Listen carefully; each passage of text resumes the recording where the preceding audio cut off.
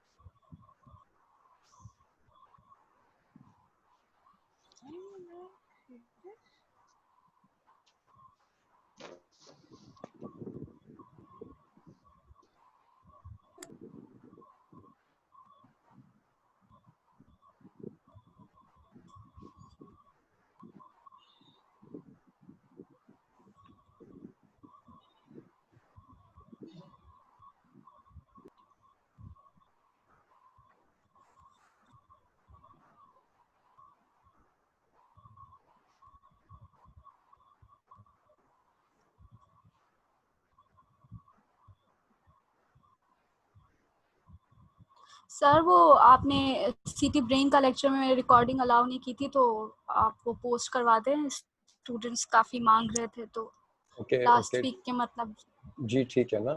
इसकी रीडिंग है, इसकी रिकॉर्डिंग हो रही है क्या? सर आपके पास हो रही है? मेरे पास हुई है, अच्छा चलें ये मैं अपलोड जी कर जी। दूँगा। और मुस्तफ़ा सिटी ब्रेन नहीं किया था क्या? अपना अपलोड नहीं किया था क्या? सर शॉक के भी आई गेस 3 पार्ट्स थे, क्योंकि टाइम कम ख़त्म हो रहा था, तो वो भी नहीं है। उसके मेरे ओके, पास सिर्फ 2 पार्ट्स हैं। ओके, ठीक है ना, ठीक है। ये ज़रा नोट कर लो। शॉक के 3 पार्ट्स थे जिसमें से 2 पार्ट्स गए हैं, 1 पार्ट नहीं गया। शॉक के 3 पार्ट्स थे, 1 पार्ट नहीं गया शायद। और सिटी ब्रेन की रिकॉर्डिंग नहीं गई है, और इसको रिकॉर्डिंग अलाउ कर दो ताकि वो लोग खुद रिकॉर्ड कर सकें।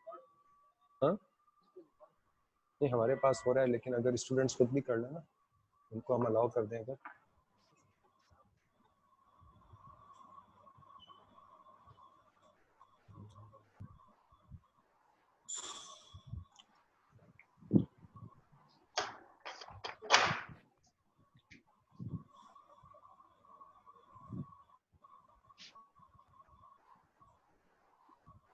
इसमें कहीं है क्या ऑप्शन?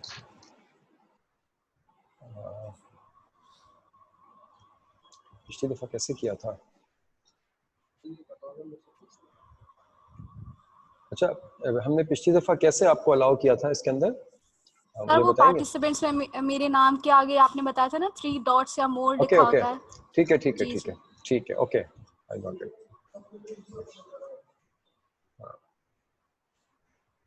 ठीक है।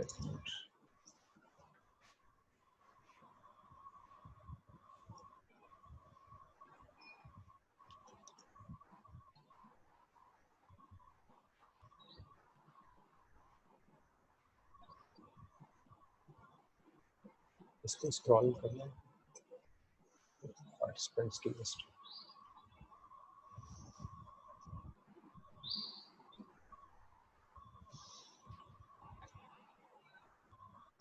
ताहिरा फजल का।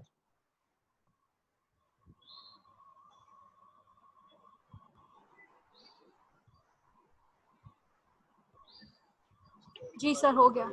हो गया? ठीक है जी, जी ठीक सर है, अलाउ हो। ओके।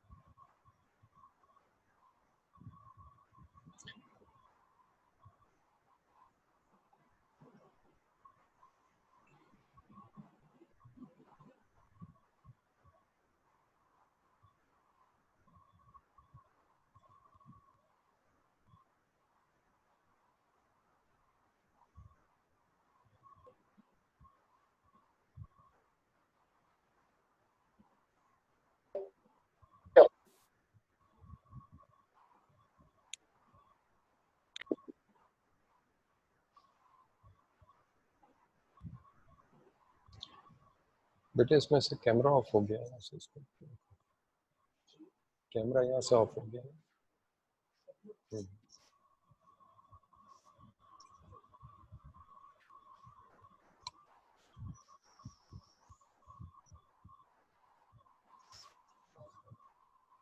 ऑन करो ना, यहाँ नहीं आ रहा ना।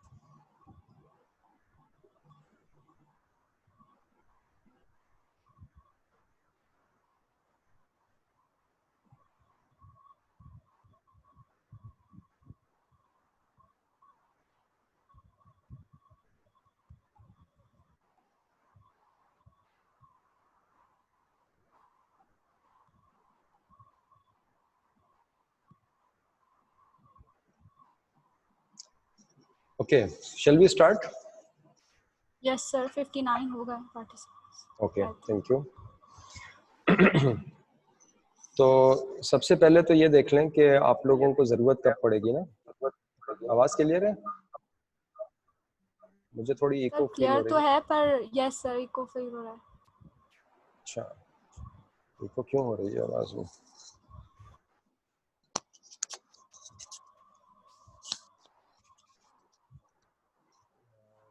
ओके, यस सर सही है।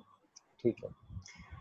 अच्छा, तो एक लम्हे के लिए हम पहले ये सोचें कि हमें कब ज़रूरत पड़ती है ना सीटी स्कैन, हम कब कराते हैं, क्योंकि हमारे पास और भी मॉडलिटीज़ होती हैं जो इंट्राक्रैनियल पैथोलॉजीज को देखने के लिए ब्रेन का सीटी या हेड का सीटी, जैसा हमने लास्ट टाइम देखा था कि इसको हम सीटी हेड भी कह सकते हैं और सीटी ब्रेन भी कह सकते हैं, क्योंकि इसमें पूरा हेड भी आता है जिसमें स्कल शामिल है और ब्रेन का जो ब्रेन उसके अंदर स्कल वॉल्ट के अंदर ब्रेन मौजूद है, तो वो भी हम देख सकते हैं। लेकिन उसमें सुप्राटेंटोरियल ज़्यादा बेहतर हमें नज़र आता है सीटी स्कैन ब्रेन के अंदर। इंफ्राटेंटोरियल जो लीजन्स होते हैं वो बहुत अच्छे हमें नहीं उसमें नज़र आते हैं। तो सीटी स्कैन जो है वो बेस्ट मोडेलिटी नहीं है फॉर इंफ्राटेंटोरियल लीजन्स। तो हम कब रिक्वेस्ट करते हैं, कब हमें ज़रूरत पड़ती है कि हम सीटी स्कैन रिक्वेस्ट करें, इसकी इंडिकेशंस क्या हैं, कॉमन इंडिकेशंस क्या होती हैं। और आप लोग जब काम करेंगे मेडिकल वार्ड्स के अंदर या मेडिकल इमरजेंसी के अंदर, तो आपको कब महसूस होगा कि पेशेंट का सीटी स्कैन होना चाहिए। और अगर किसी ऐसे और टाइम के अंदर सीटी स्कैन की रिपोर्ट आ जाती है, पेशेंट आता है और आपने इमीडिएटली उसका सीटी कराया और सीटी की फिल्म जो है वो आधे घंटे बाद आपके पास आपके सामने है, 1 घंटे के बाद, तो आप उसे कैसे रीड करेंगे ना, कॉमन प्रॉब्लम्स क्या होती हैं। तो सबसे जो बड़ी इसमें सबसे जो कॉमन इंडिकेशन है और जो may be a very very useful indication, वो जब होती है जो हमारे पास स्ट्रोक का पेशेंट आता है और हमें उस वक्त तक ये नहीं पता होता कि ये हेमरेजिक स्ट्रोक है या इस्कीमिक स्ट्रोक है। ठीक है, तो ये तो हमें सबको पता है कि स्ट्रोक जो होता है वो सेरिब्रोवैस्कुलर एक्सीडेंट को हम कहते हैं, और एक्सीडेंट जो होता है वो अचानक ही होता है, हमेशा बाय प्लानिंग नहीं होता। तो अचानक से कुछ ऐसा होता है कि मरीज़ की कुछ कंडीशन ख़राब होती है, उसको किसी एक साइड के ऊपर वीकनेस डेवलप हो जाती है या कंप्लीट लॉस ऑफ पावर होती है उसको एक लिम्ब के अंदर या one side of the body में, और उसके साथ साथ उसकी ऑल्टर्ड लेवल ऑफ कॉन्शियसनेस हो सकती है। तो हम प्रिज्यूम करते हैं कि पेशेंट को स्ट्रोक हो गया है। अब जब स्ट्रोक हो गया है तो नेक्स्ट स्टेप होता है मैनेजमेंट। ठीक है, इसको ये हुआ क्यों है और हम अब करें क्या। ठीक, तो हम ये देखते हैं कि क्या ये हेमरेजिक है या ischemic है. This is the initial step in the evaluation of the stroke because there is no specific management of stroke. जो हो गया सो हो गया. अगर एक वेसल ब्लॉक हो गई है या ब्रेक हो गई है और उसमें से ब्लड बाहर आ गया है या ब्लड उसमें क्लॉट हो गया और ब्लड सप्लाई ख़त्म हो गई है, तो अब आप उसको मज़ीद कुछ भी नहीं कर सकते. कोई ऐसी एक्टिव मैनेजमेंट नहीं होती है. लेकिन आपने ये ज़रूर देखना होता है कि क्या हम जो सोच रहे हैं वही है, क्या ये वाकई स्ट्रोक हुआ है, और अगर ये इस्केमिक स्ट्रोक है तो क्या हम इसको एस्प्रिन दे सकते हैं या नहीं दे सकते. ठीक है, एस्प्रिन देने से या जो क्लोपिडोग्रिल है वो देने से क्या होता है कि जो उसका इन्फार्क्ट साइज होता है उसको हम कंटेन कर सकते हैं अगर हम टाइमली यूज़ करें तो. और लेकिन ऑन द कॉन्ट्रेरी अगर हेमरेजिक स्ट्रोक है और हमने बगैर सीटी स्कैन के पेशेंट को एस्प्रिन दे दी है, तो आपको पता है कि एस्प्रिन का एंटी प्लेटलेट इफेक्ट होता है. वो प्लेटलेट को एग्रीगेट करने से रोकती है. एस्प्रिन का काम क्या होता है, जो हम लो डोज एस्प्रिन यूज़ करते हैं सीवीडी के अंदर, कार्डियोवैस्कुलर डिजीज़ के अंदर या इस्केमिक स्ट्रोक्स के अंदर, हम क्यों यूज़ करते हैं कि वो प्लेटलेट एग्रीगेट को रोकती है और हेंस थ्रोम्बस फॉर्मेशन को इनहिबिट करती है, या उसकी प्रोफाइलेक्सिस के अंदर हम उसको यूज़ करते हैं. तो अगर हम ब्लीड के केस के अंदर हम एस्प्रिन दे देंगे तो क्या होगा, व्हाट विल हैपन, वो ब्लीड जो है वो फर्दर एनहांस कर जाएगा. Okay, is this understandable? ये बात आप लोगों की समझ में आ गई है कि हम ब्लीड में क्यों नहीं देंगे एस्प्रिन.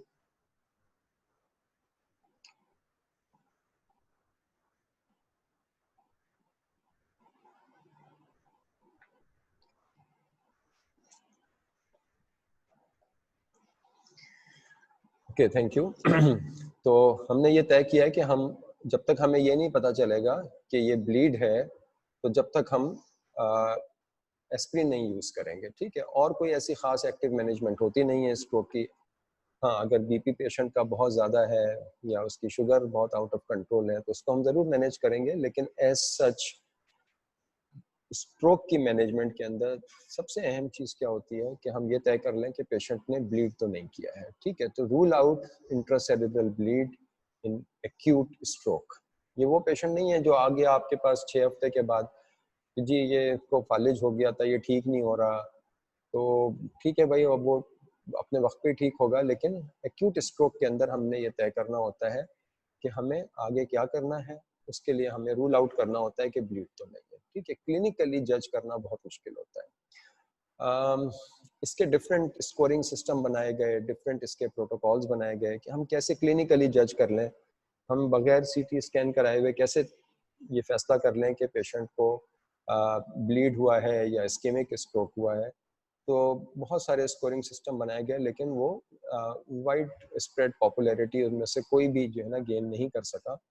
और अभी भी हम डिपेंड करते हैं सीटी स्कैन के ऊपर. एक अर्ली सीटी स्कैन होना ज़रूरी है जिससे हमें पता चलता है कि पेशेंट ने ब्लीड तो नहीं किया है. अगर ब्लीड नहीं किया है उस इनिशियल फिल्म के अंदर जो हमने फ़ौरन करा ली है उसकी वीकनेस डेवलप होने के बाद, तो हम फिर सेफली उसको एस्प्रिन दे सकते हैं अगर बहुत बड़ा इन्फार्क्ट नहीं है. ये भी याद रखिएगा कि बहुत बड़े इन्फार्क्ट में भी हम एस्प्रिन नहीं देते, उसमें भी चांस होता है कि अंदर पेशेंट ब्लीड ना कर जाए. To differentiate between haemorrhagic and ischaemic stroke, इसको अलग अलग लिखने की ज़रूरत यह है कि अगर पेशेंट आपके पास थोड़ा सा टाइम गुजरने के बाद आया है और वो एक्यूट फेज़ गुजार के आया है और अब आपने ये जानना चाहते हैं कि जी इसको हुआ क्या है, हेमरेजिक है या इस्केमिक है, या इवन जल्दी भी आया है तो भी आप ये जानना चाहते हैं कि ये हेमरेजिक है या इस्केमिक है. ठीक है, रेयर केसेस के अंदर हेमरेजिक स्ट्रोक जो होता है उसमें इंटरवेंशन की ज़रूरत होती है. लेकिन जो सबसे इम्पॉर्टेंट चीज़ है वो ये कि आपने ये देखना होता है कि अगर पेशेंट ने ब्लीड किया हुआ है और हमने गलती से उसको एस्प्रिन दे दी है तो उसकी कंडीशन जो है वो वर्स हो सकती है, उसका ब्लीड जो है वो एग्रीवेट हो सकता है. To identify subarachnoid haemorrhage in acute severe headache. एक पेशेंट है, यंग सब्जेक्ट है, बिल्कुल हेल्दी था और उसको सीवियर हेडेक के साथ वो प्रेजेंट करता है और उसको साथ में नेक स्टिफनेस है और मे बी वॉमिटिंग के साथ पेशेंट आपके पास आ जाता है. और आपको लगता है कि पेशेंट ठीक नहीं है, so you are suspecting maybe, और पेशेंट एफेब्राइल है, ठीक है, अब उसको अगर नेक स्टिफनेस हो रही है और वॉमिटिंग है या फोटोफोबिया है तो आप सोचेंगे ये मेनिंजाइटिस भी हो सकता है। लेकिन उसको क्योंकि फीवर नहीं है और हेडेक उसको आउट ऑफ प्रोपोर्शन है, तो अब आप सोचेंगे कि कहीं सबएरेक्नॉइड हेमरेज तो नहीं है इसको, ठीक है। सबएरेक्नॉइड हेमरेज जो है वो आमतौर पे कहाँ होता है, जो सर्किल ऑफ विलिस होता है, जहाँ पे एंटीरियर सर्कुलेशन और पोस्टीरियर सर्कुलेशन जो है वो आपस में यूनाइट होती है, वहाँ पे बाज़ दफ़ा वेस्कुलर एन्यूरिज्म्स होते हैं जो कि कंजेनाइटल होते हैं, और वो किसी कंजेनाइटल एन्यूरिज्म के रप्चर की वजह से इंट्राक्रैनियल प्रेशर बढ़ गया, किसी स्ट्रेन किया या कोई और ऐसी एक्साइटमेंट थी जिसकी वजह से इंट्राक्रैनियल प्रेशर बढ़ा, उसकी वजह से वो एन्यूरिज्म ब्रेक हो गया, रप्चर हो गया, जिसकी वजह से पेशेंट जो है वो सबएरेक्नॉइड हेमरेज डेवलप कर सकता है। तो उसको भी रूल आउट करने के लिए हमारे पास CT scan is a very very useful modality. अगर हेड इंजरी हुई है, बाज़ दफ़ा बड़ी ऑब्वियस होती हैं head injuries, for example road traffic accident है, ठीक है, ट्रॉमा के विक्टिम्स हैं, किसी के सर के ऊपर खुदा न खास्ता छत गिर गई है और उसका वो जो गर्डर्स होता है उसके सर पे लगा है या उसके सर पे कोई और चीज़ लगी है, और उसके बाद पेशेंट जो है वो डिटेरियोरेटिंग लेवल ऑफ कॉन्शियसनेस के साथ आया है आपके पास, या वो वॉमिटिंग कर रहा है या रोड ट्रैफिक एक्सीडेंट है जिसमें आप समझते हैं कि पॉसिबल हेड इंजरी हो सकती है, you want to rule out, उसका हेमाटोमा बना हुआ है सर के ऊपर, तो आप जानना चाहते हैं कि कोई और अंदर तो कोई प्रॉब्लम नहीं है, उसकी ऑल्टर्ड लेवल ऑफ कॉन्शियसनेस है। बाज़ दफ़ा बड़ी ट्रिवियल हेड इंजरीज होती हैं और ऐसा होता है ओल्ड एज के अंदर, ठीक है।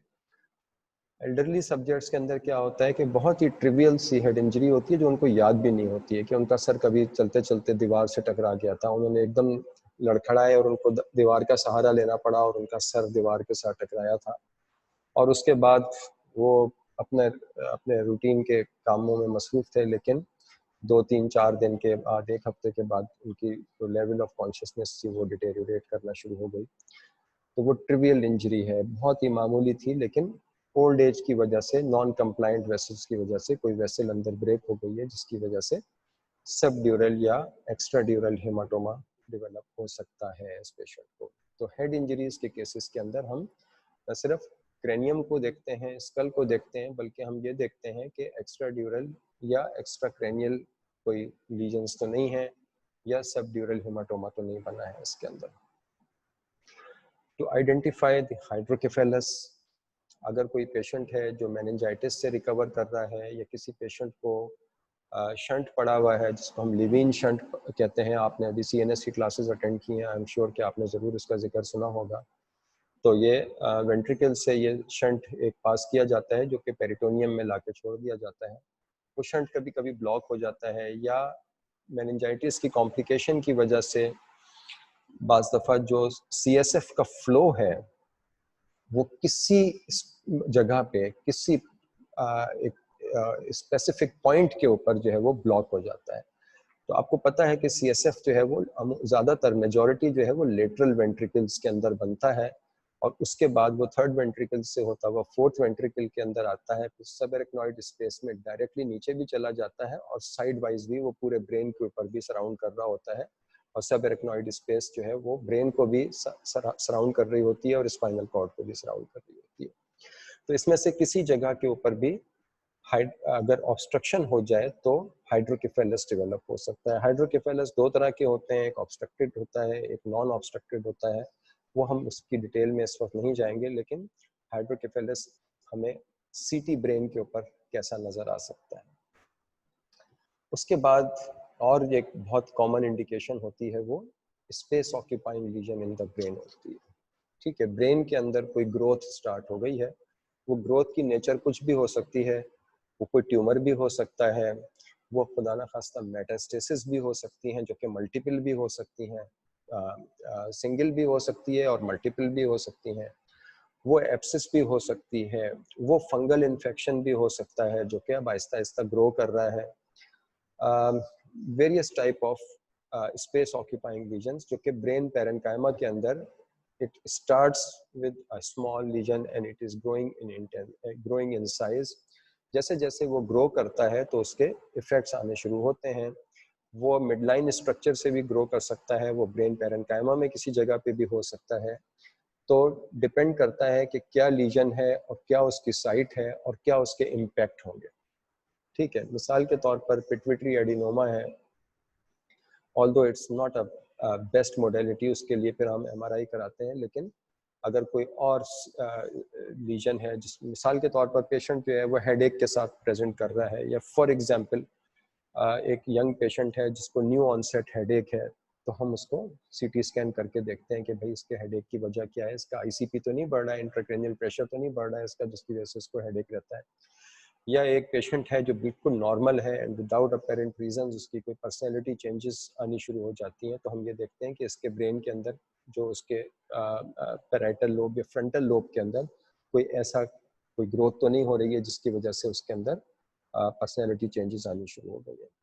So these are few indications, not all, ये just to give you some examples. तो मोस्टली हम कहाँ पे सीटी कराते हैं, इसको मैं रिवाइज कर देता हूँ। It's a very useful slide. हमने जितनी चीज़ें यहाँ पे अब तक डिस्कस की हैं, इसके अंदर हमने तकरीबन 95% इंडिकेशंस जो हैं वो यकीनन कवर कर ली होंगी। और आप लोग जब प्रैक्टिस करेंगे मेडिसिन में, इमरजेंसी रूम के अंदर या जनरल मेडिसिन के अंदर, थोड़ा बहुत वक्त भी अगर आप लगाएंगे तो आप देखेंगे कि इन्हीं में से केसेस ज़्यादातर हम देख रहे होते हैं। ब्लीड को रूल आउट करना इस एक्यूट स्ट्रोक के केसेस के अंदर फ़ौरन हमें सीटी के लिए भेजना पड़ता है पेशेंट को। To differentiate between haemorrhagic and ischaemic stroke, subarachnoid haemorrhage को रूल आउट या रूल इन करने के लिए, subdural या extradural hematoma in case of head injury, hydrocephalus as a complication of meningitis or maybe for some other reasons, and in case of space occupying lesions, space occupying lesion जो है जो कि tumour भी हो सकते हैं और एब्सेसेस भी हो सकती हैं और डिफरेंट नॉन बैक्टीरियल इन्फेक्शंस जो होते हैं उनकी वजह से भी हो सकती हैं। इसके अलावा भी कुछ चीज़ें होती हैं, कुछ प्रेजेंटेशंस होती हैं, लेकिन वो हम यहाँ पे शामिल नहीं करेंगे। मिसाल के तौर पर जनरलाइज सेरेब्रल एडिमा है, वर्कअप ऑफ एपिलेप्सी है, ठीक है। तो जहाँ पे हमारे पास इससे बेहतर मोडेलिटीज़ हैं या हम फर्स्ट लाइन में सीटी कराते हैं, वो हमने यहाँ पे डिस्कस की है। जहाँ हम स्ट्रेट अवे एमआरआई के ऊपर चले जाते हैं, वो हमने यहाँ पर डिस्कस नहीं की है। ये चीज़ हम पहले ही डिस्कस कर चुके हैं पिछली क्लास के अंदर कि सीटी के अपने एडवांटेजेस हैं और अपने डिसएडवांटेजेस हैं।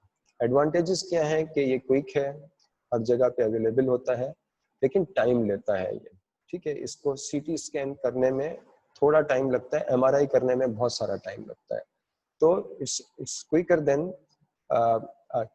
The MRI, but obviously it imparts more radiation than a simple chest x-ray. Okay, एक एक्सरे के मुकाबले में सीटी स्कैन जो है वो ज़्यादा रेडिएशन देता है, लेकिन अगर हम उसको एमआरआई से कंपेयर करें तो एमआरआई में मरीज को बहुत देर तक उस ट्रे के ऊपर या उस बेड के ऊपर लेटना पड़ता है जहाँ पे ये प्रोसेस कंप्लीट होता है, उसके मुकाबले में सीटी स्कैन, और ये ज़्यादा रेडिली अवेलेबल भी है। एमआरआई जो है वो इतना कॉमन नहीं है, ऑल्दो के वक्त गुजरने के साथ साथ ज़्यादा कॉमन होता जा रहा है। हमें क्या देखना होता है जब हम सीटी स्कैन देखना शुरू करते हैं? तो बेसिकली हमारी नज़र क्या चीज़ तलाश कर रही होती है, हम लाशऊरी तौर पर हम क्या चीज़ देख रहे होते हैं?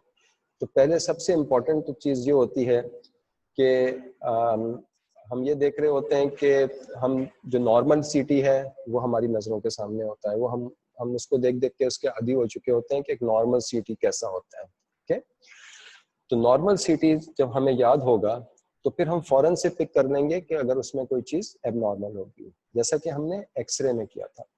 जब हमें नॉर्मल चेस्ट एक्सरे पता है और हमें उसका सिस्टमेटिक तरीका पता है कि कैसे पढ़ना होता है उसको एक्सरे को, तो जैसे ही हम उसको शुरू में हमें 10 मिनट लग रहे होंगे उसको पढ़ने में, लेकिन बाद में हमें शायद 10 सेकंड भी ना लग रहे हों, या हमें सिर्फ चंद सेकंड लग रहे हों, देख देख के उस चीज़ को फिर हम उसको बहुत आसानी से पहचान सकते हैं कि ये नॉर्मल है और हम एबनॉर्मलिटी को इजीली पिक कर सकते हैं। इसी तरह से सीटी स्कैन के अंदर पहले तो हमें नॉर्मल का पता होना चाहिए, लेकिन अगर हमारे सामने एबनॉर्मल सीटी आता है तो हम किस चीज को देखते हैं? हम देखते क्या है कि जो एटीन्यूएशन है उसकी क्या कैफियत है, यानी कि एबनॉर्मल टिश्यू डेंसिटी। कहीं पर जो tissue density, abnormal tissue density, we are looking for an abnormal tissue density which may be higher means more dense और lower means lesser dense. Okay? तो हमने देखा था कि कुछ चीजें, कुछ स्ट्रक्चर्स जो होते हैं वो रेज को आसानी से पास होने देते हैं, उनको हम कहते हैं लो attenuation.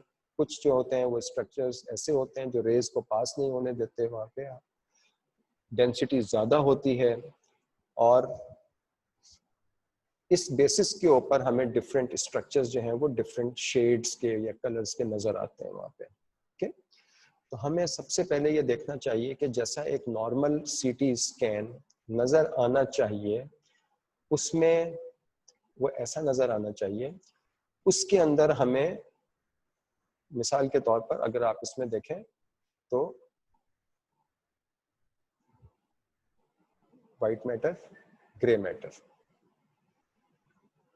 School vault white colour का, बोन, यहाँ पे बोन है, ये ग्रे मैटर है, ये वाइट मैटर है, और ये क्या चीज है, ये ब्लैक, ये लेटरल वेंट्रिकल्स है, ये इसके एंटीरियर हॉर्न है और ये इसके पोस्टीरियर हॉर्न है। ठीक है, ये डिफरेंट सेक्शंस हैं। जैसे जैसे हम यहाँ नीचे से शुरू होते हैं, बेस से हम शुरू हुए थे और फिर और ऊपर आ गए, फिर और ऊपर आ गए, और फिर और ऊपर आ गए जहाँ पे वेंट्रिकुलर सिस्टम खत्म हो गया। तो हमें देखना ये है कि मिसाल के तौर पर ये जो हिस्सा है, ये पूरा जो इसका हेमिस्फीयर है, और ये जो दूसरा इसका हेमिस्फीयर है, ये राइट साइड है, ये लेफ्ट साइड है। इसके अंदर हमने डेंसिटी को देखना है कि इसमें जो नॉर्मल टिश्यू डेंसिटी है या कहीं पे एबनॉर्मल टिश्यू डेंसिटी नजर आ रही है। ठीक है, सेकंड नंबर पे हमें देखना होता है मास इफेक्ट। ठीक है, मास इफेक्ट, हमें मास को भी देखना होता है और उसका इफेक्ट भी देखना होता है।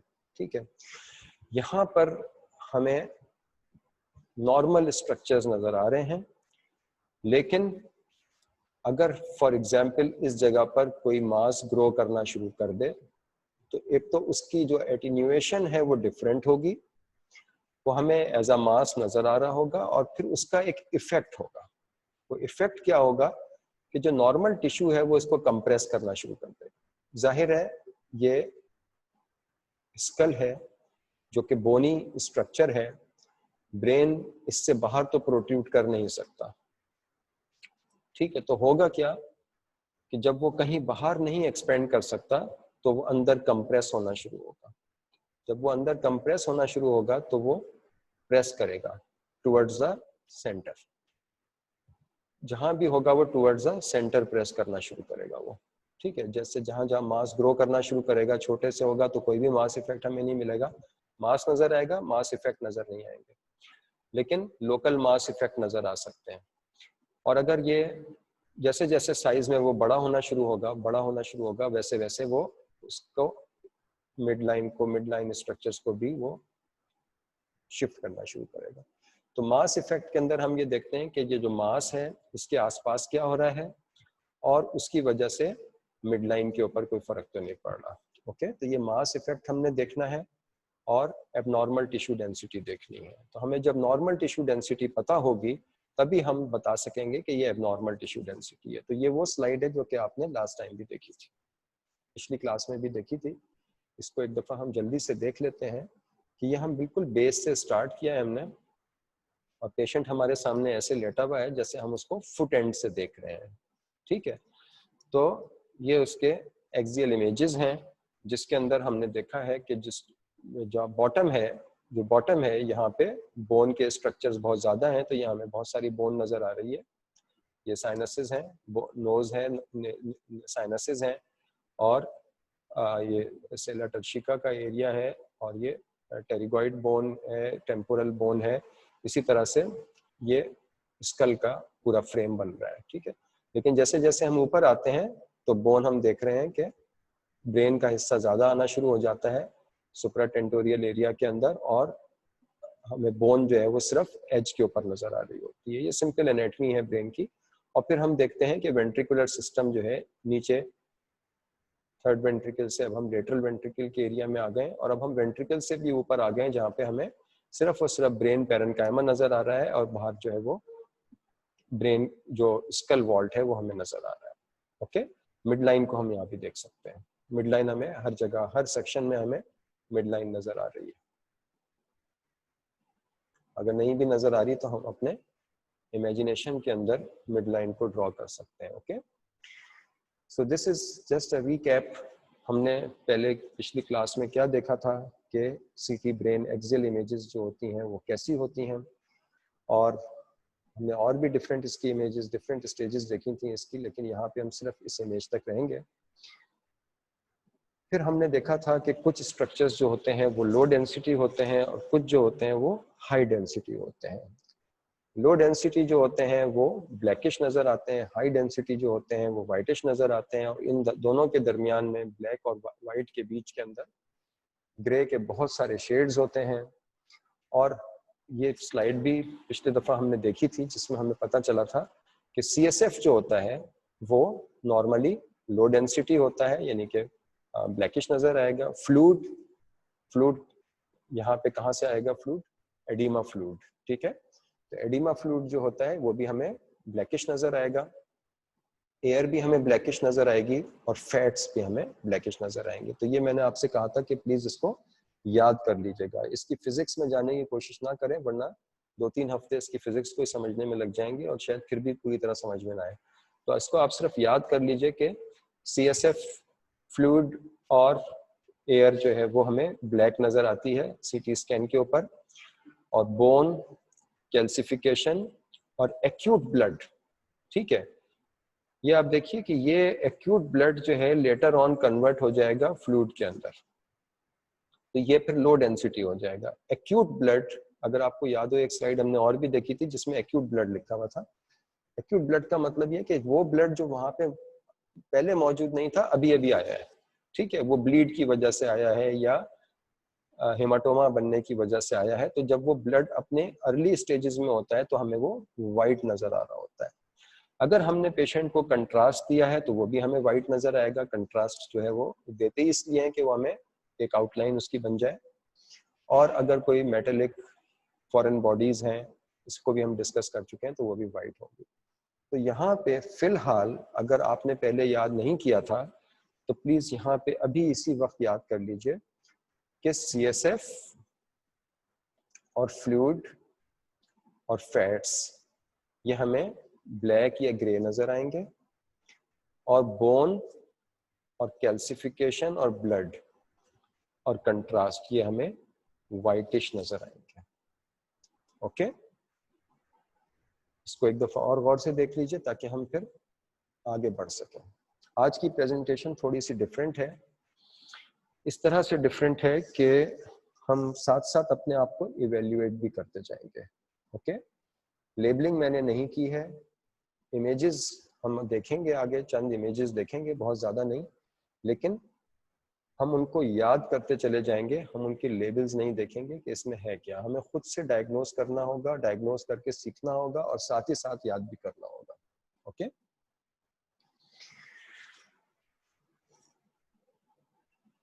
Okay, so what is the abnormality?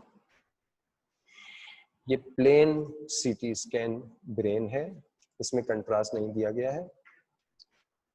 इसमें हमें क्या एबनॉर्मेलिटी नजर आ रही है?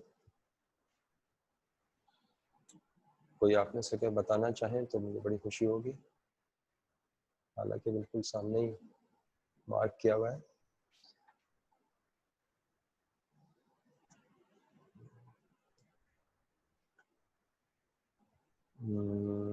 ओके, ठीक है।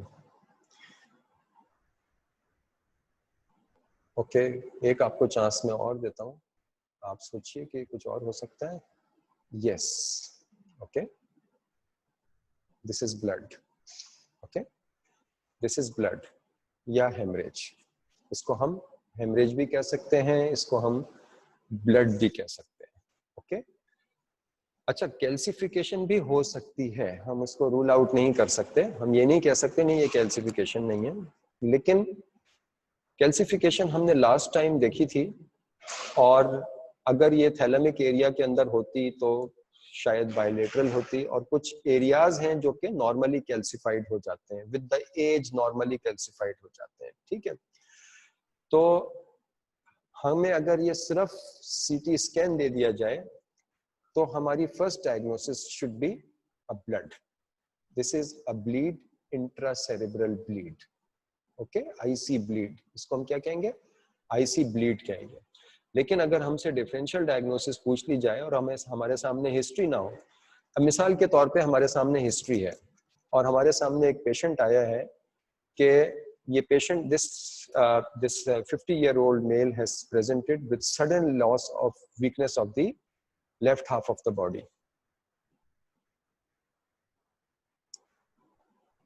right half of the body, okay, this has presented with sudden weakness of the, this is the left hemisphere, तो ये लेफ्ट हाफ के साथ with altered level of consciousness, ठीक है। अब हम क्या करेंगे, इसको हम क्या मानेंगे,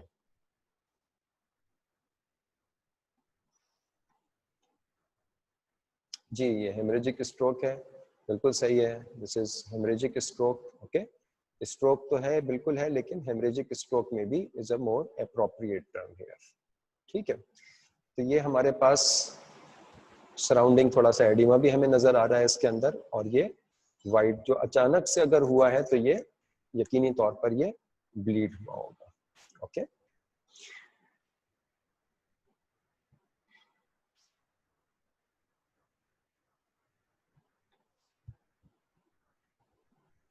जी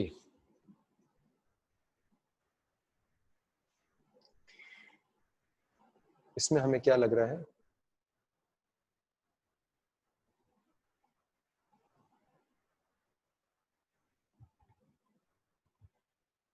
जी बिल्कुल सही है, ये प्रोबेबली मिडिल सेरेब्रल आर्टरी का इंफार्क्ट है, यस, दिस इज इस्केमिक, जी जी मिडिल सेरेब्रल का है, बिल्कुल सही आपने लिखा है, ये middle cerebral artery, cerebral artery, yes, ये मिडिल सेरेब्रल आर्टरी का स्ट्रोक है ये, ठीक है, but this is the right side, this is not the left side, okay, this is right side of the patient, okay. हमने हमेशा से इसको याद रखें कि आप जब पेशेंट को देख रहे हैं तो आप उसको ऐसे देख रहे हैं जैसे पेशेंट आपके सामने लेटा हुआ है, सुपाइन पोजीशन के अंदर है, और आप उसके फुट एंड के ऊपर खड़े हुए हैं, ठीक है। तो अब आप जब देखेंगे तो पेशेंट की जो राइट साइड है वो बेसिकली आपके लेफ्ट हैंड के ऊपर है, okay. So this could be a ischemic stroke.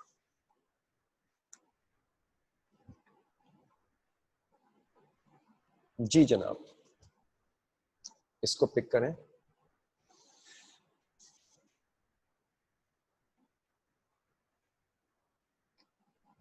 इसको बताइए, मैं चाहूंगा आप लोगों से कि आप लोग इसके अंदर थोड़ी सी दिलचस्पी लें और मुझे बताइए कि इसमें क्या है।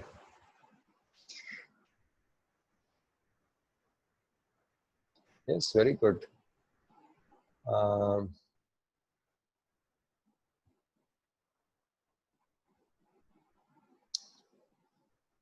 ओके, दिस इज गुड, आप लोगों का जो फीडबैक आ रहा है इससे जो एटलीस्ट जो आपके जहन में कंफ्यूजन है वो दूर हो जाएंगे।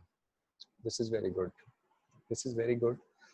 This is subdural haematoma, okay, subdural, और जो sorry this is epidural haematoma, this is epidural haematoma, और इसको हम सबड्यूरल के साथ कैसे डिफरेंशिएट करेंगे, और कुछ है क्या इसके अंदर, ये हेमाटोमा है यकीनन, ये एपिड्यूरल हेमाटोमा है, एक्स्ट्राड्यूरल हेमाटोमा है, और इसको हम किस तरह से, ये लेंस शेप है, आपने आई में जो लेंस का शेप देखा था तो ये लेंस शेप है, ये अगर आप इसको गौर से देखें तो ये लेंस शेप है ये, ठीक है, ये लेंस शेप है, और थोड़ा सा सॉफ्ट टिश्यूज बाहर जो है वहां पे भी हमें कंपैरेटिवली अगर आप देखें तो यहाँ पर भी हमें स्वेलिंग नजर आ रही है, ठीक है। Yes, mid line shift, very good, very good. ये मैं चाह रहा था कि कोई आप में से जरूर बताए केस के अंदर मिड लाइन शिफ्ट है। Okay, this is very good कि आपने इसको पिक किया है कि ये there is a midline shift, ये मिड लाइन शिफ्ट हो गई है। इस ब्लड के अचानक यहाँ आने की वजह से ये यकीनन ट्रॉमा का केस है, हेड इंजरी का केस है, जिसकी वजह से एपिड्यूरल है। जो सब ड्यूरल होता है वो इतना शार्पली डिमार्केटेड नहीं होता, ठीक है, ये याद रखिए। उसका शेप मोर और लेस ऐसा हो सकता है, लेकिन वो इतना शार्पली डिमार्केटेड नहीं होता, क्योंकि इसने ड्यूरा मैटर जो सबसे थिक लेयर है, बहुत स्ट्रॉन्ग लेयर है, इसने उसको डिस्प्लेस किया है। जब इसने उसको डिस्प्लेस किया है तो पूरा ब्रेन एक साथ डिस्प्लेस हो गया है। जबकि अगर ये सब ड्यूरल होता, ड्यूरा के अंदर होता, ड्यूरा के नीचे होता, तो वहां पे एरिकनॉइड और पाया है जो कि उसको वो एक हद तक प्रेस करता और अपना एग्जैक्ट शेप ना लेता। वो हम देखेंगे आगे, उसकी मिसाल देखेंगे। यहाँ पे ये बिल्कुल एक लेंस शेप बनता है और ये क्लियरली डिमार्केटेड है। ये this is epidural haematoma with a clear cut mid line shift, ठीक है।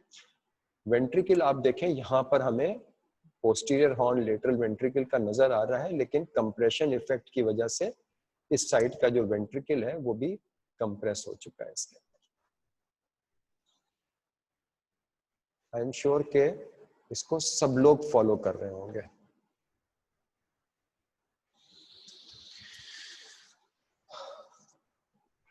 दिस इज बेसिकली सब एरिकनॉइड हेमरेज। ओके, इसके अंदर ब्लड जो है वो सब एरिकनॉइड स्पेसिस के अंदर आ गया है। जो सब एरिकनॉइड स्पेसिस हैं इसके अंदर ब्लड आ गया है, जिसकी वजह से इसको हम सब एरिकनॉइड हेमरेज कहते हैं। This is again an example of subarachnoid hemorrhage. Yes. इसमें आपको क्या लग रहा है? ये तो बहुत ही ऑब्वियस है ये।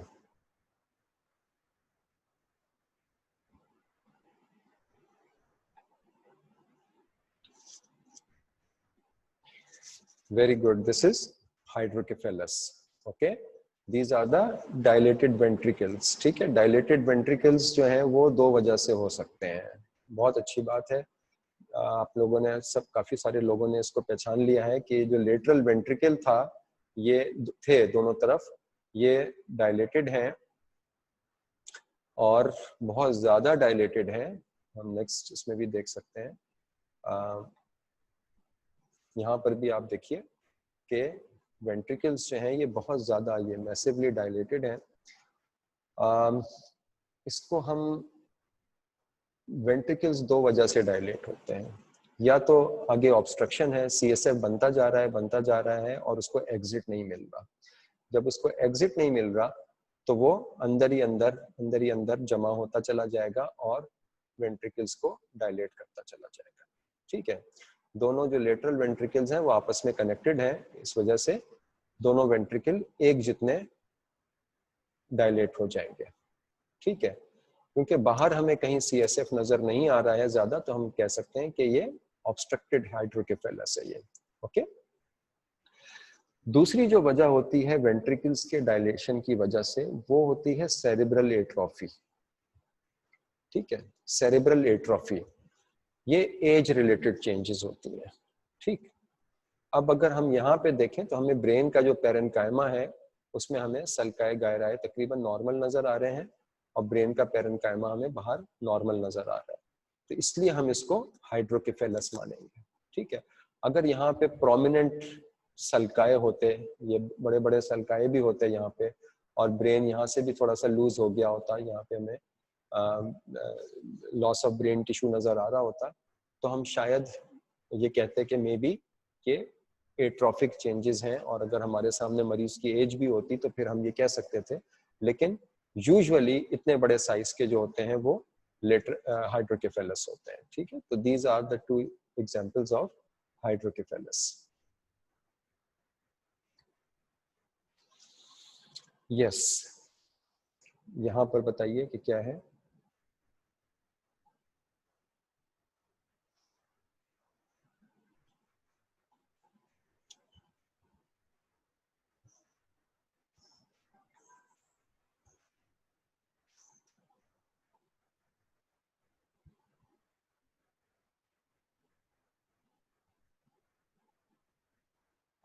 अच्छा, गौर से देखिए इसको। मसला मसला लेफ्ट साइड पे है, बिल्कुल आप सही कह रही हैं जी, मसला लेफ्ट साइड पे है। इसको हम एडिमा फ्लूइड कह सकते हैं, लेकिन इससे ज़्यादा बेहतर आप ऊपर किसी ने बताया है,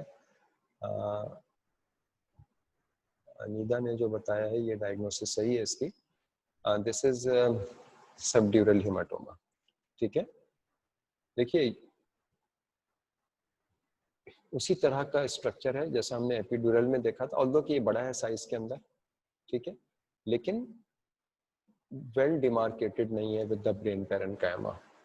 ठीक है, और ये कुछ स्टेज के बाद अपना जो है वो चेंज भी कर रहा है। ये डिफरेंट स्टेजेस में इसको देखा गया है। ओके, यहां पर भी हमें मिड लाइन शिफ्ट नजर आ रही है, यहाँ पर भी हमें मिड लाइन शिफ्ट नजर आ रही है। आप देखिए मिड लाइन जो है वो वेंट्रिकल कंप्रेस हो गया है, ब्लंट हो गए हैं इसके, इंटीरियर हॉर्न बिल्कुल ब्लंटेड है इसका, पोस्टीरियर हॉर्न भी ब्लंट हो गया है, और ये इसके ऊपर हम वाज़े तौर पे देख सकते हैं कि ये मिड लाइन शिफ्ट की नजर आ रही है इसके अंदर। ठीक है, तो ये प्रोबेबली रिजॉल्विंग फेज के अंदर सबड्यूरल हेमाटोमा है। तो एपिड्यूरल हेमाटोमा को अगर आप याद करें, एपिड्यूरल हेमाटोमा को अगर आप याद करें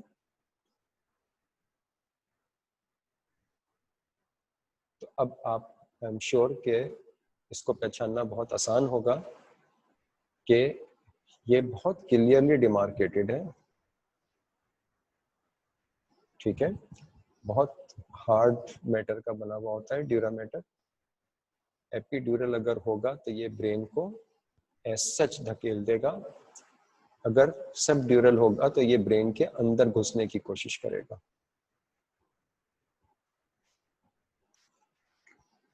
ओके, जी जनाब।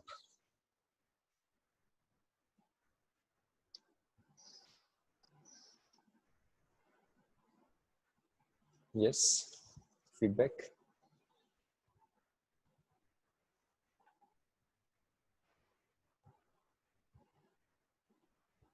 डेंसिटी का डिफरेंस होता है एपिड्यूरल और उसके अंदर, इसके अलावा स्टेज का भी फर्क होता है, क्योंकि ये बहुत सारे जो सब ड्यूरल हेमाटोमा होते हैं, ये जैसे मैंने आपको बताया कि ट्रिवियल इंजरी से जो है वो पैदा हो जाते हैं, और उस वक्त अर्ली स्टेजेस के अंदर अगर आपने स्कैन नहीं लिया है तो ब्लड, फिर एक्यूट ब्लड जो होता है वो वाइट नजर आता है। ठीक है, ये आपका सवाल बिल्कुल सही है, बिल्कुल जेन्युइन क्वेश्चन कि इसके अंदर क्यों डिफरेंस आता है। ये डिफरेंस स्टेजेस के ऊपर होता है। अगर ये एक्यूट स्टेज के अंदर लिया जाए तो ये भी हमें ज्यादा डेंस नजर आएगा। ये एक स्टेज आती है जब ये आइसोडेंस हो जाता है और फिर इसको पिक करना ही मुश्किल हो जाता है। फिर आपको सिर्फ मिड लाइन शिफ्ट से पता चलता है कि हाँ कुछ है, क्योंकि एक स्टेज ऐसी आती है जब ये एक्यूट ब्लड होता है तो ये व्हाइटिश होता है, और फिर ये क्या होता है, ये ग्रेइश की तरफ चला जाता है ये। तो इसके अंदर ये व्हाइट से ग्रे में जब जाएगा तो ये आइसोडेंस होता हुआ फिर ये जाएगा, हाइपोडेंस होगा। ठीक है, हाइपरडेंस से जब हाइपोडेंस होगा तो बीच में एक स्टेज आएगी जो कि आइसोडेंस भी होती है। अगर उस स्टेज पे उस दिन हम अगर सीटी स्कैन कराएंगे तो शायद हमें नजर ही ना आए, ना आइसोडेंस ना हाइपरडेंस। ठीक है, तो फिर हम उसके अंदर, क्योंकि पेशेंट क्लिनिकली हमें सही नहीं लग रहा है, तो फिर हम गौर से जब देखेंगे तो पता चलेगा कि यस मिड लाइन शिफ्ट है। लेकिन हम इतनी डिटेल में नहीं जा रहे हैं, हम सब बड़ी बड़ी चीजों को देखना चाहते हैं जो कि तकरीबन सारी क्लास को पता हो। लेकिन हमने ये जरूर देखा है कि हमें मास इफेक्ट के ऊपर नजर रखनी होती है। ठीक है, हमने दो चीजों को बहुत बगौर देखना है, एक डेंसिटी को और एक मास इफेक्ट को। ठीक है, तो डेंसिटी हमने देखनी है पूरे पूरे ब्रेन के अंदर ना, पूरे हमने ब्रेन में कहीं पे भी डेंसिटी में फर्क आ रहा है तो वो हमने देखना होता है, ये नहीं है कि किसी खास जगह के ऊपर। ओके, इसके बारे में जो आप लोगों की राय है वो बिल्कुल ठीक है। ये SOL है, साथ में कुछ और भी है क्या? SOL के साथ कुछ और भी है क्या? पहले आप लोगों ने कुछ बताया था और बिल्कुल सही बताया था। यस, एडिमा उसके साथ है। Yes, very good, very good. ठीक है, ये SOL है, इसको हम इससे ज्यादा इस पे कमेंट नहीं करेंगे, और सराउंडिंग एडिमा है इसके साथ। Very good, very good. अलग से इस कहीं से फ्लूइड इसमें नहीं आएगा, उसी को हम एडिमा फ्लूइड कहेंगे। आप सही कह रही हैं, लेकिन इसको हम एडिमा फ्लूइड कहेंगे। ये सराउंडिंग एडिमा इसके ऊपर होगा, तो ये SOL है विद सम सराउंडिंग एडिमा। लेकिन आप देखें, still the mid line is intact, mid line इसमें इंटैक्ट है। यहाँ पे इसके जो इफेक्ट्स होंगे वो क्लिनिकल मास इफेक्ट्स होंगे। ठीक है, ये पेशेंट जिस टेरिटरी को इन्वॉल्व कर रहा होगा उस टेरिटरी के अंदर हमें चेंजेस मिल रही होंगी, तभी ये CT स्कैन कराया गया है। इस पेशेंट को या तो हेडेक डेवलप हो रहा होगा, या इस टेरिटरी से रिलेटेड जो चेंजेस होंगी उसकी वजह से इसका CT स्कैन कराया गया है। तो इसको राइट साइड के ऊपर हमने देखा कि एक मास ग्रो कर रहा है, जिसकी जो कि हाइपर डेंस है, ऑल्दो के उसके अंदर थोड़ी सी डेंसिटी का फर्क आ रहा है। इसमें थोड़ी सी मैग्नीफाइड इमेज भी है जिसकी वजह से डिस्टॉर्ट हुई है इमेज, लेकिन हम वाज़ेह तौर पे देख सकते हैं कि सराउंडिंग हाइपोडेंस एरिया भी है। और ये हाइपोडेंस एरिया सराउंडिंग क्या है, इसके सराउंडिंग में क्या चीज हो सकती है, ये फ्लूइड है, एडिमा फ्लूइड है ये। Okay, very good. यस जी जनाब।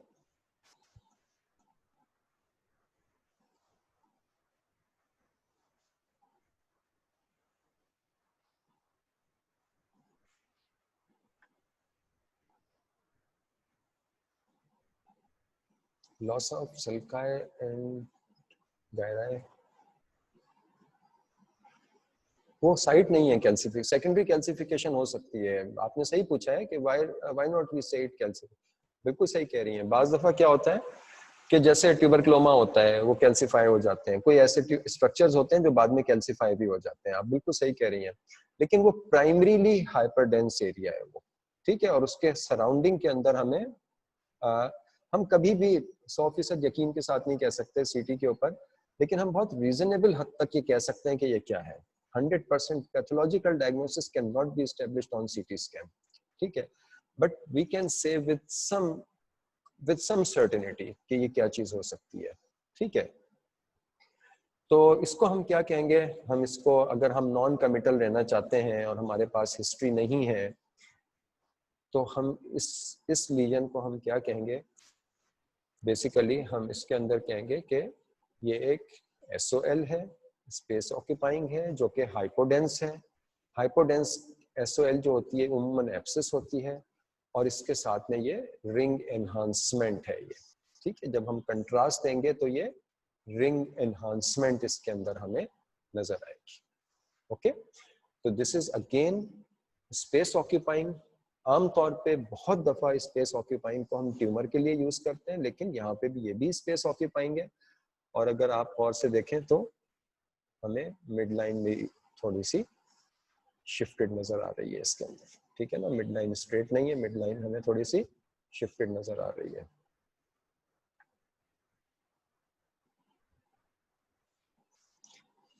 कैविटेशन बेहतर है कैविटेशन का लफ्ज यूज ना करें ना इसके लिए। ठीक है, इसको अगर हम ज्यादा हम क्लोज होना चाहते हैं तो हम एब्सिस कह सकते हैं, बट बेहतर ये है कि हम इसको हम कहें कि ये again it's space occupying probably abscess with ring enhancement. Okay,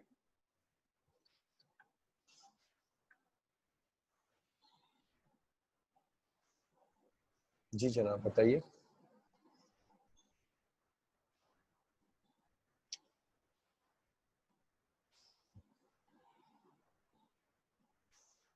yes, waiting for your response.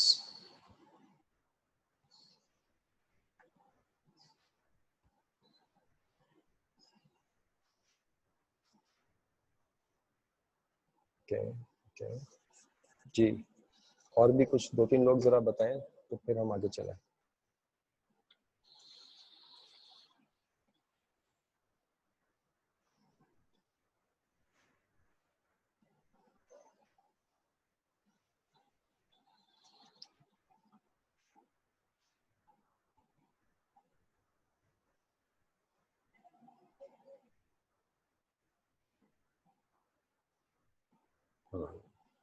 So there is some confusion, okay. आप लोगों के बड़े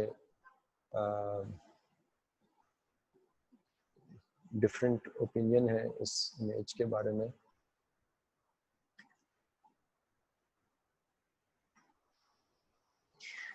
this is ischemic infarct, okay. ये वैसे ही है जैसे पहले हम इमेज देख चुके हैं ना, this is ischemic infarct, okay. बाकी चीजें जो हैं, अगर हम सिर्फ डेंसिटी पे जाएं तो ठीक है, ये फैट्स भी हो सकते हैं, लेकिन फैट यहाँ क्यों आके एक्यूमुलेट होंगे एक ही जगह के अंदर, ठीक है। और फैट्स जब हम ब्रेन के उसमें कहते हैं तो बेसिकली हम कहते हैं जो नॉर्मल ब्रेन के अंदर फैट टिश्यू होता है, जो फैटी टिश्यू होता है, जो हमने पिछली दफा डिस्कस भी किया था, जैसे माइलिन शीथ होती है। माइलिन शीथ जो होती है वो वाइट मैटर यानी के जो एक्सॉन्स होते हैं सेल्स के, सेल्स जो होते हैं, सेल बॉडीज जो होती हैं, वो उनके ऊपर माइलिन नहीं होता, लेकिन जब वहां से एक्सॉन निकल के जाते हैं तो उनके ऊपर माइलिन शीट हो। माइलिन जो होती है वो प्रीडोमिनेंटली फैट होती है, ठीक है। तो जो फैट होता है वो फिर हमें ग्रे नजर आता है, ठीक है। हेमाटोमा जो है अमूमन यहाँ तक नहीं पहुंचता, और आप देखिए कि ये इसका जो शेप है वो कॉरेस्पॉन्ड कर रहा है मिडिल सेरेब्रल आर्टरी के इंफार्क्ट जैसा, ओके। तो इसको हम इंफार्क्ट ही कमिट करेंगे। ये एक्यूट इस्केमिक इंफार्क्ट है, ये एक्यूट इस्केमिक इंफार्क्ट है, और इसने लेटरल वेंट्रिकल को यहाँ पर कंप्रेस किया हुआ है, ओके। थोड़ा सा मिड लाइन शिफ्ट भी है, और ये वो केसेस हैं जैसा हमने अभी शुरू में डिस्कस किया था कि जो ह्यूज इंफार्क्ट्स होते हैं, जो बड़े इंफार्क्ट होते हैं, जो बड़े, आप देखें हेमिस्फीयर के एक बड़े हिस्से को इसने इन्वॉल्व कर रखा है, यहाँ पर भी हमें एस्प्रिन देते वक्त बहुत ख्याल रखना चाहिए, क्योंकि इसमें भी बाज़ दफ़ा इम्कान होता है कि पेशेंट इस वर्स ना हो जाए ना, ये इसमें ब्लीड सेकेंडरी ब्लीडिंग ना हो जाए। ये क्या चीज़ है, ये जो हम वाइट देख रहे हैं, ये क्या चीज़ है दोनों तरफ, इस पे कोई कमेंट करेंगे आप लोग? और क्या इससे हमें कुछ अंदाजा होगा? जी हाँ, बिल्कुल, very good, this is calcification, ठीक है। ये कैल्सिफिकेशन है किस चीज की? This is not pineal, pineal is midline structure, okay. Pineal जो है वो मिडलाइन स्ट्रक्चर है, ये कोरॉइड प्लेक्सिस की है ये, ठीक है, आर्टरी की, जी बिल्कुल बिल्कुल, ये आर्टरी की है। ये इस आर्टरी का नाम जो है, ये वेस्कुलर सिस्टम जिसको, ये कोरॉइड प्लेक्सिस है, और ये कोरॉइड प्लेक्सिस क्या काम करती है? ये दोनों तरफ, ये क्या है, कौन सा स्ट्रक्चर है ये वेंट्रिकल है। यहाँ पे ये वेंट्रिकल जो है इसने दबा दिया है, लेकिन हमें इसके अंदर कैल्सिफिकेशन नजर आ रही है। और देखें अगर आप ये, तो ये बायलेटरली सिमेट्रिकल सी नजर आ रही हैं, और ये कोरॉइड प्लेक्सिस है। कोरॉइड प्लेक्सिस वो वेसल्स होती हैं, वो ब्लड वेसल्स का गुच्छा होता है जो कि सीएसएफ फॉर्म कर रहा होता है, ठीक है। मेन जो सीएसएफ बनता है वो यही लेटरल वेंट्रिकल के कोरॉइड प्लेक्सिस के अंदर ही बनता है ये। तो ये नॉर्मल कैल्सिफिकेशन है इसके अंदर।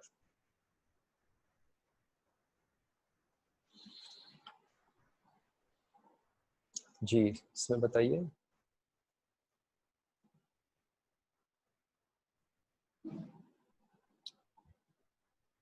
अगेन जी, yes, very good, this is ischemic stroke, you are right, okay. Infarct आप कह लें इसको, बिल्कुल सही है, this is cerebral infarct. Cerebral infarct और एमसीए का है, मिडिल सेरेब्रल आर्टरी के अंदर, ये on the right side. This is a proper answer. This is MCA infarct on the right side. Very good, very good. ठीक है, so easy to pick. आप लोगों के लिए अब ये easy हो गया है, इतना easy था नहीं ये शुरू में। छोटे छोटे जो इन्फार्क्ट्स होते हैं वो बहुत डिफिकल्ट होते हैं पिक करना।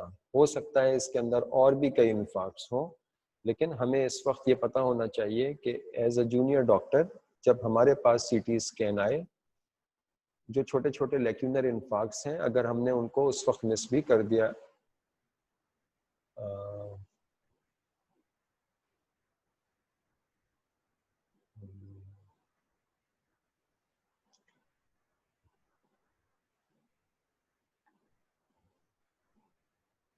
इसमें कोई मैसेज आ रहा है कि 2 पार्टिसिपेंट्स रेज्ड हैंड।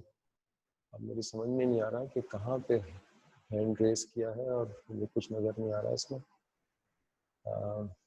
क्या करना चाहिए?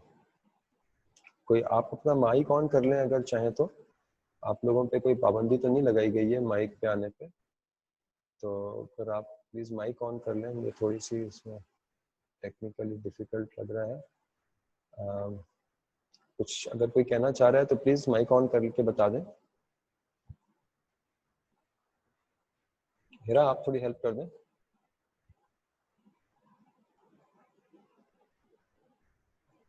आप हैं भी या can you hear me?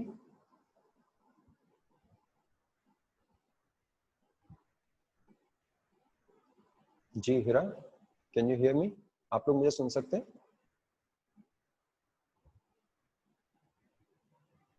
Excuse me.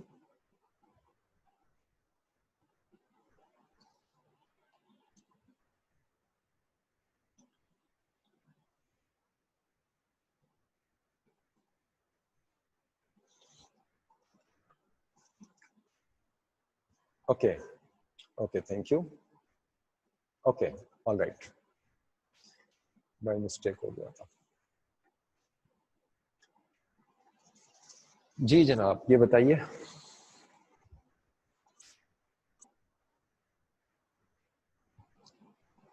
इसमें बताएं क्या हुआ है।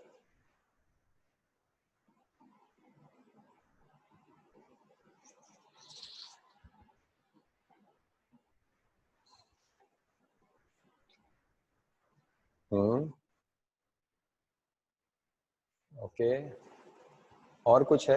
ये तो बिल्कुल सही है आपके 100% आंसर, 100% रिप्लाईज ठीक है ना, दिस इज एपिड्यूरल हेमाटोमा। लेकिन और भी कुछ नजर आ रहा है क्या इसके अंदर?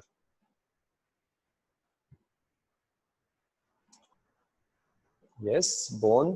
क्या है बोन में? Very good, very good. क्या है बोन में? ठीक है, शेप ऑफ द स्कल यहाँ पे हमें ऑल्टर्ड लग रहा है। This is a depressed fracture. Yes, this is a depressed fracture. ठीक है, इस आदमी को या जो भी है, ये आदमी है या खातून है, जो भी है, इनको यहाँ पे हेड इंजरी हुई है। ये इनको स्कैल्प में हमें देख सकते हैं, सॉफ्ट टिश्यू स्वेलिंग है। ये डिप्रेस्ड फ्रैक्चर है, depressed fracture of the skull है, जिसकी वजह से देखिए आप यहाँ पे बोन इंटैक्ट है, बोन बिल्कुल नॉर्मल आ रही है यहाँ पे। ये मिड लाइन है, ये मिड लाइन है, और यहाँ पे हम देख रहे हैं कि ये स्कल का फ्रैक्चर इसको हुआ है, और इसके बाद यहाँ पे एपिड्यूरल या एक्स्ट्राड्यूरल इसको हेमाटोमा है यहाँ पे। वेरी गुड, आप लोगों ने काफी अच्छा पहचान लिया इसको, दिस इज वेरी गुड।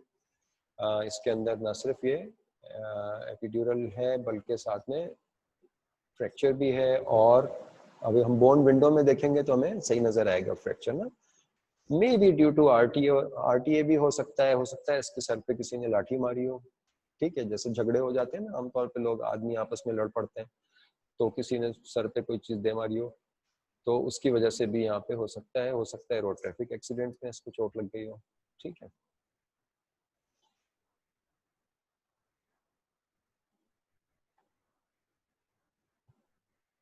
जी इसमें देखें क्या है।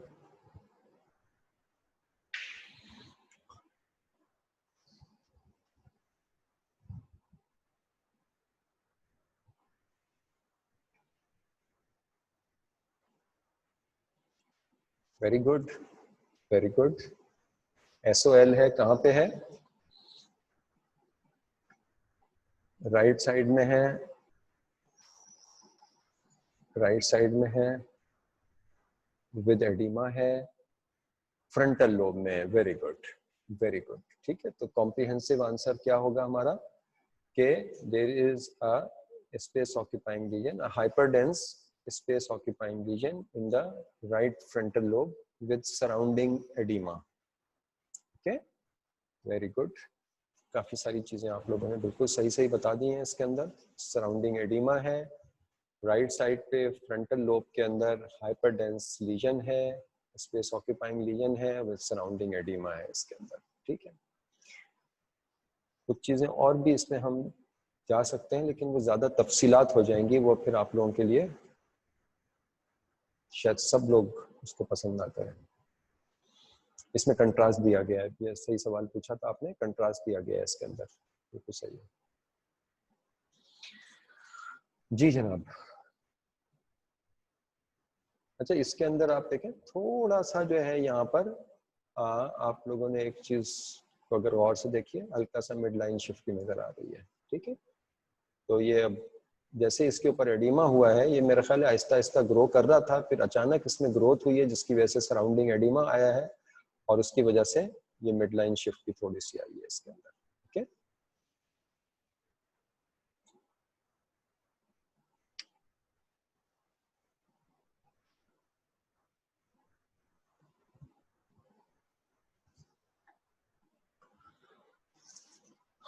This could be an abscess, yes. SOL भी ठीक आंसर है, एब्सिस भी ठीक आंसर है, क्योंकि इसमें हमें एनहांसमेंट नजर आ रही है।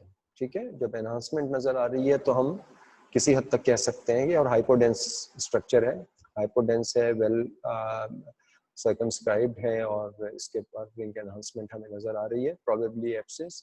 ये भी हमें इसका भी जो एरिया है, क्योंकि हमें यहाँ पर ये फ्रंटल लोब का ही एरिया नजर आ रहा है ये। ठीक है, हमें वेंट्रिकल्स भी नजर आ रहे हैं, अपेरेंटली कोई हमें मिड लाइन शिफ्ट नजर नहीं आ रही है। Yes, very good, okay, that's very good. Okay,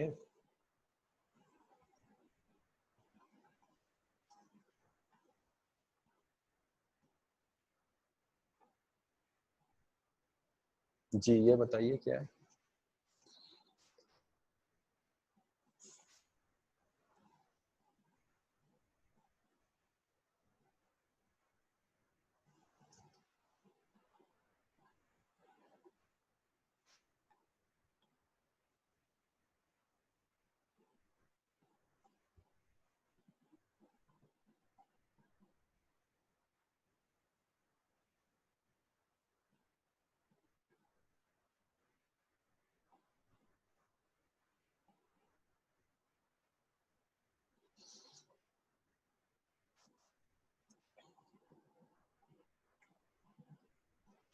okay,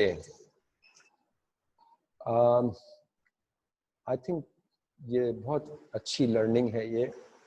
आप लोग एटलीस्ट आप लोग अटेम्प्ट कर रहे हैं, और इसके अंदर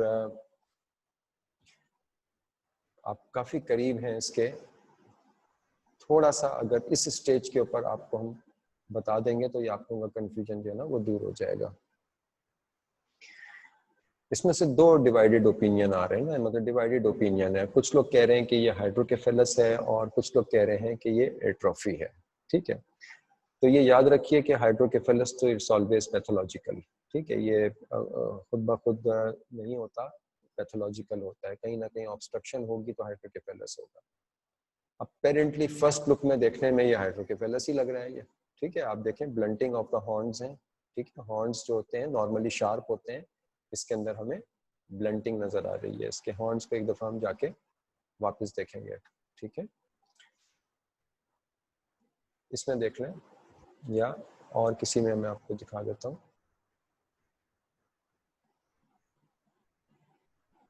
ये देखिए, ये जो हॉर्न होता है ना ये शार्प होता है ये। ठीक है, नॉर्मल नॉर्मल हॉर्न कैसा होता है, एंटीरियर हॉर्न या पोस्टीरियर हॉर्न जो होते हैं ये शार्प होते हैं, शार्प एक एक्यूट एंगल बना रहे होते हैं। ठीक, यहाँ पे भी आप देखें, अगर ये गोल होना शुरू हो जाए, ब्लंटिंग होनी शुरू हो जाए, ये देखिए शार्प है। ठीक है, फिर हम कहते हैं कि ये, अब आप प्लीज इसको देखिए जरा, इस तस्वीर को याद रखें। ठीक है, इसके ऊपर फोकस कीजिए। फिर जो हमारी लास्ट स्लाइड जो अभी हम देख रहे थे ना, फिर आप उसको जाके देखिएगा और ये देखिएगा कि ये एक यंग पेशेंट का सीटी है, नॉर्मल है। यहाँ पर ये कैसा है, ये हमें सल्काए नजर आ रहे हैं। ठीक है, और बायलेटरल जो भी कुछ है वो बायलेटरल सिमेट्री है। हमने पहले क्लास में पढ़ा था कि हमें सिमेट्री देखनी होती है इसके अंदर। ठीक है, अब हम जाते हैं वापस उस वाली, यहाँ पे भी आप देखें हमें सल्काए नजर आ रहे हैं, लेकिन दोनों तरफ नजर आ रहे हैं। हमें कहीं ये नहीं लग रहा कि किसी जगह की डेंसिटी चेंज हो गई है। ठीक, ओके, अब हम उस लास्ट वाली इमेज को जाके देख रहे हैं जी। अब बताइए इसमें क्या क्या आपको नजर आ रहा है।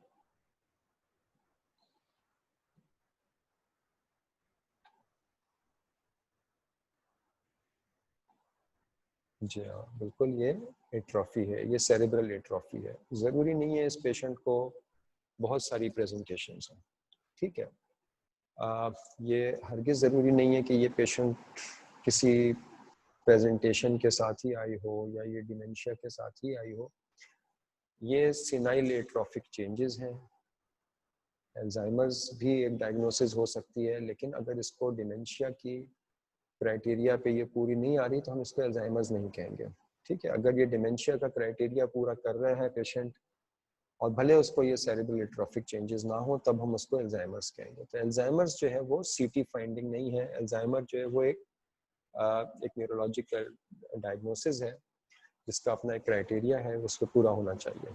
सीटी के तौर पे जब हम इसके अंदर सीटी डायग्नोसिस देखेंगे तो यकीनन हमने देखा कि वेंट्रिकल्स जो हैं वो बहुत बड़े बड़े डायलेट हो गए हैं, लेकिन आप देखें तो ब्रेन का जो पेरेन्काइमा है वो श्रिंक कर गया है। इसको जरा यहाँ देखिए, इस जगह पे ये ब्रेन पेरेन्काइमा यहाँ से श्रिंक होके नीचे की तरफ आ रहा है, ठीक है। यहाँ पर भी जो सल्काएं हैं ये बहुत प्रोमिनेंट हो गए हैं। सल्काएं आप देखिए, they are very very prominent, हर जगह पे सल्काएं सल्काएं, ठीक है। तो जो गायरस है, जहाँ पे सेल बॉडीज होती हैं, गायरस जो होते हैं वो सल्काए जो होते हैं वो डिप्रेशंस होते हैं, और गायरस जो होते हैं वो प्रोट्रूजन्स होते हैं। तो उसमें अगर आप देखें तो गायरस में सेल बॉडीज होती हैं। तो जैसे जैसे एज एडवांस करती है तो सेल बॉडीज हमारी कम होना शुरू हो जाती है। तो उसकी जगह पे जो है वो श्रिंक होना शुरू हो जाते हैं और सल्काए जो होते हैं वो ज्यादा प्रोमिनेंट होना शुरू हो जाते हैं। तो यहाँ पे अगर आप देखें तो आपको सल्काए सारे में प्रोमिनेंट नजर आ रहे हैं और सारे लोब्स जो हैं वो एक जितने इसके अंदर श्रिंक करते जा रहे हैं। इसी वजह से वेंट्रिकल्स जो हैं वो भी नॉर्मल आ गए हैं, नॉर्मल बन गए हैं। मतलब कुछ गलत हो गया है, एनीवे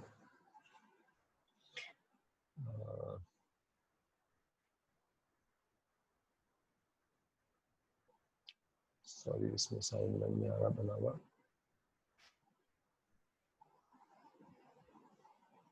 ठीक है, anyway so we are finish with that. तो ये हमारी लास्ट स्लाइड थी और इसके अंदर हमने, अगर हम इसको स्क्रॉल करते हुए जाएं तो हम देखेंगे कि हमने एब्सेस देखी हैं, हमने मे बी ट्यूमर देखा है या सेकेंडरी कैल्सिफिकेशन हो सकती है with surrounding oedema with some midline shift. हमने यहाँ पे एक एपिड्यूरल हेमाटोमा देखा है विद अ डिप्रेस्ड फ्रैक्चर, और उसके अंदर जो है वो क्रेनियम के बाहर भी हमें जो है वो सॉफ्ट टिश्यू में थोड़ी स्वेलिंग नज़र आ रही है। ये मिडिल सेरेब्रल आर्टरी इंफार्क्ट लग रहा है, ये भी मिडिल सेरेब्रल आर्टरी इंफार्क्ट लग रहा है। ये अगेन रिंग एनहांसमेंट है और ये एब्सेस हो सकती है, सम मिड लाइन शिफ्ट इसके अंदर हम कह सकते हैं। Again this is a SOL with the surrounding oedema, mid line अभी तक शिफ्ट नहीं हुई है इसके अंदर। ये जो है ये सबड्यूरल हेमाटोमा की एक एग्जांपल है और इसके अंदर आप देख सकते हैं कि मिड लाइन शिफ्ट है और एक तरफ का जो वेंट्रिकल है वो डिफरेंट, हमने इसको डिफरेंट सेक्शंस में देखा है। तो एक जगह हमें वेंट्रिकल नज़र आ रहा है और एक जगह वेंट्रिकल बिल्कुल ही नज़र नहीं आ रहा है। इसको थोड़ा सा ऊपर से देखा है, ये थोड़ा सा नीचे देखा गया होगा। तो दो डिफरेंट सेक्शंस हैं इसके अंदर। आप देख रहे हैं कि सबड्यूरल हेमाटोमा के साथ मिड लाइन शिफ्ट हमें नज़र आ रही है इसके अंदर, ओके।